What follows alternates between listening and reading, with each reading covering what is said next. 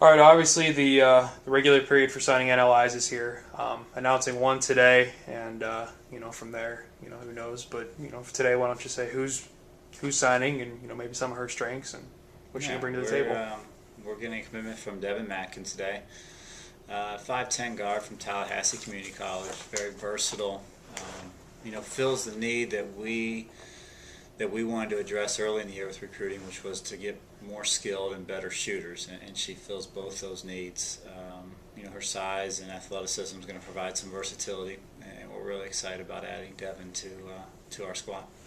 Now, there's some other scholarships available, and obviously, this period extends for a while. What are the plans with those? Are you trying to sign more? Are you content with where you are? We got some kids visiting campus later this week, and we're gonna move forward with trying to make next year's team as good as we can. And one of the ways that we need to do that is by adding some skill players and adding some athleticism, and we're trying to meet both those needs in this late signing period.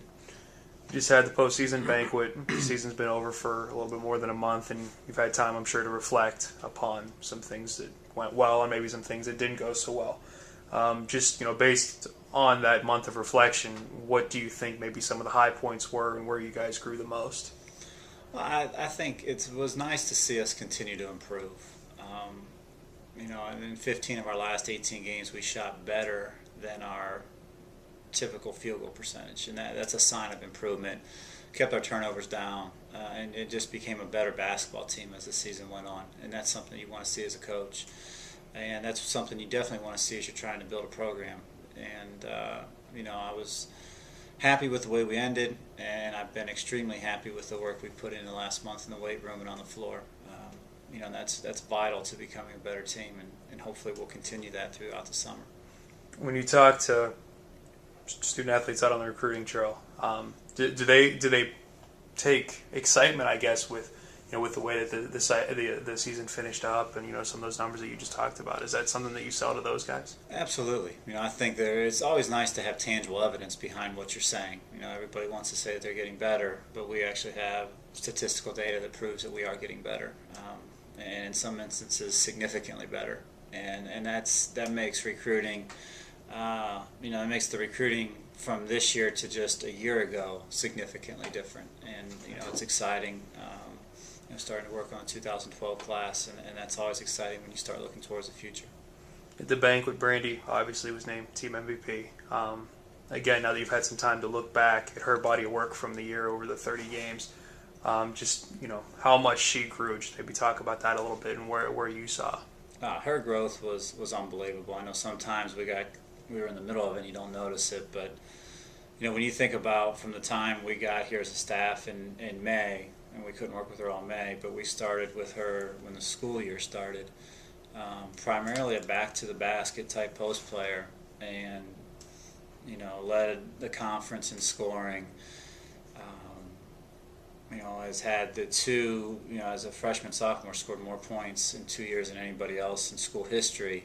And to do that from almost two completely different positions, to do that as a low post player as a freshman and then play facing the basket 80-90% of the time this year, just really speaks volumes of her ability to be coachable and her ability to learn and continue to try to get better. She's another one I think's had a real good spring so far. Her last 4 weeks, I think she's developing, becoming a better offensive player and somebody who's going to be really fun to watch next year. Talking about the spring now, two things that were said at the banquet that kind of stood out is when you said that when you guys came together and finally found common goals toward the end of the year, or at least settled on common goals, that you started to play pretty well, obviously. And then Brandy, she concluded her speech by saying, next year we're going to change things. Has that been evident, I guess, during the off-season workouts? And what progress have you seen in the spring? Well, I think we're just being Division I athletes a lot more seriously. The weight room workouts have been very good. And they've been at a different level than they've been at all year. In the on-court, there's been more coaching. They've taken more responsibility for their actions, and they're taking, I think, in the last month, they've taken their scholarships a lot more seriously than maybe they had previously. And it's exciting. It's a lot more fun to coach when you're not coaching effort, and their effort has been there for the last 4 weeks. The challenge for them is to see how long they can sustain that, and that can become habitual. And once that becomes habitual, I do think things will change, and it'll be a really exciting time here. Do you feel like all your systems are in place now, I guess, or are you still teaching new things in the spring and continue to do so in the fall? The core of what we want to do is in place. We were tinkering with some things. We're actually going to work with some things this afternoon. Just some different movements out of our motion. And then defensively next year, we'll try to add some things that we didn't get to. But the core of what we want to do offensively and defensively is in place. They both can be built upon, and depending on how well next year's teams accept learning, it will depend on how far we can get with that stuff. How much longer is the spring season, and maybe what do you hope to accomplish between now and then? Now, we got 2 weeks left. We'll do some team stuff this week. Actually, we have 2 weeks after this week. And then the next 2 weeks will be 100% individual and development, trying to teach kids new moves, developing parts of their game that maybe we might have been a weakness that we kind of steered away from during the season. Now is going to be a time where we try to eliminate a weakness. We're going to pick 1 or 2 weaknesses for each kid and really spend the next 2 weeks working one-on-one with that kid to try to eliminate whatever weakness we pick out. Going forward a little bit into the summer, I know that summers are always busy, but you get some time to relax as well. But June, 3 camps coming up. Just talk about, the benefits of those to, to you guys as a staff and maybe, to the community as well.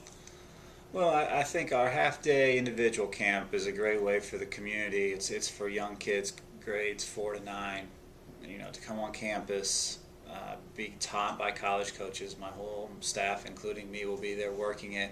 Some of our players will be working it. It's a great way for the community to get involved with our team. It's fun. There's learning involved.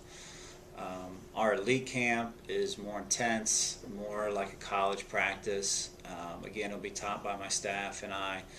And it's an opportunity for kids grades 9 through 12 to come in and get a taste of college basketball.